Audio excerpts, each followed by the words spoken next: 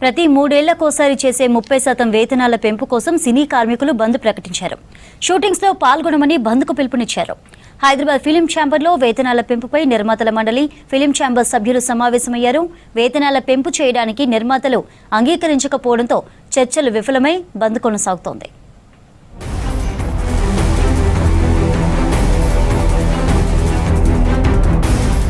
ప్రతి 3 సంవత్సరాలకు ఒకసారి 30% పెంచాలన్న నిబంధనలను అమలు చేయాలని డిమాండ్ చేస్తోంది ఫిల్మ్ ఫెడరేషన్. 30% వేతనం పెంపు అమలు చేయకపోతే ఆగస్టు 1 నుంచి బంద్ ప్రకటిస్తామని ఇదివరకే తెలిపింది ఫిల్మ్ ఫెడరేషన్. 2-3 రోజులు ఆగాలని నిర్మాతలు, లేబర్ కమిషన్ కోరడంతో ఆగస్టు 3 వరకు వెయిట్ చేశారు.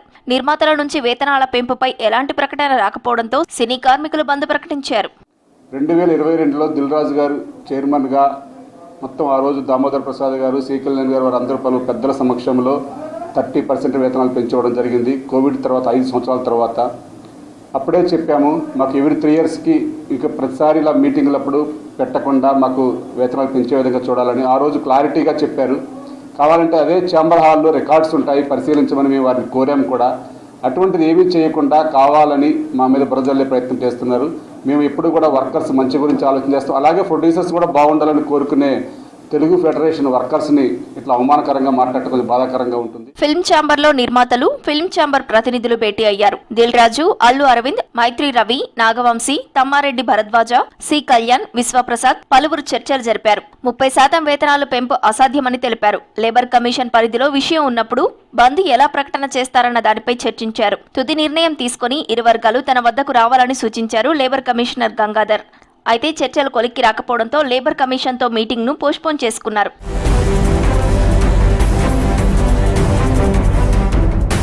ఇప్పటికే వేతనాలు ఎక్కువ ఇస్తున్నామని, ఇలాంటి సమయంలో 30% పెంపు అసాధ్యమనే ఆలోచనలో ఉన్నారు నిర్మాతలు. సినీ కార్మికులకు ఇస్తున్న వేతనాలు సాఫ్ట్వేర్ ఎంప్లాయీస్ కు కూడా లేవని అభిప్రాయపడుతున్నారు. దీంతో 30% కాకుండా కొద్ది మేరకు వేతనాల పెంపు జరిగే అవకాశాలు ఉన్నాయంటున్నారు. ఇక్కడ కూడా ఒక percentage across all industry, all categories లో పెరగదు.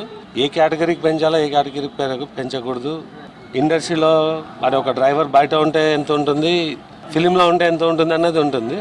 అలా చూసుకుంటే already 4 to 5 times higher than market wage ఉంది. సో అది పెంచడం కరెక్టా కాదా?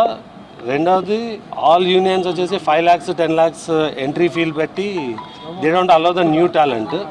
అది కరెక్టా కాదా అని అంటే కొన్ని ఫండమెంటల్స్ ఇష్యూస్ డిస్కషన్ జరుగుతుంది. ఎవరైనా సినిమా తీసుకోవాలనుకుంటే 24 క్రాఫ్ట్స్ని పెట్టుకొని సినిమా చేస్తే సినిమాలో దమ్ము ఉంటే కొనుక్కుంటారు.